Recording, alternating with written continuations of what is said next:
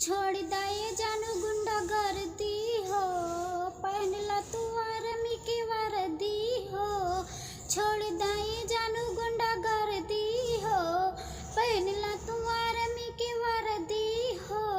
लागत तोहरा किस्मत में फांसी लिखल बा, हमरा राशि में ये जान बदमाशी लिखल बा। बदमाशी लिखल बा। फेमस भइला यूपी बिहार में कई के मर्डर हो, यही से लोगवा जानू करेला कदर हो। फेमस भइला यूपी बिहार में कई के मर्डर हो, यही से लोगवा जानू करेला कदर हो।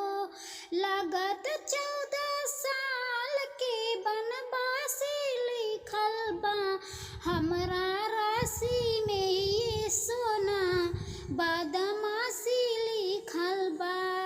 हमरा राशि में ये जान बदमाशी लिखल बा। हो जाई जेल तोहरा लागत अब हो, गुंडागर्दी के पेशा बहा छोड़ब न काबो हो जाए जेल तोहरा लागत अब हो। गुंडागर्दी के पेशा बहामर छोड़ब न काबो हो। लागत 14 साल की सर्वनाशी लिखल बा, हमरा राशि में ये सोना बदमाशी लिखल बा। हमरा राशि में ये जान बदमाशी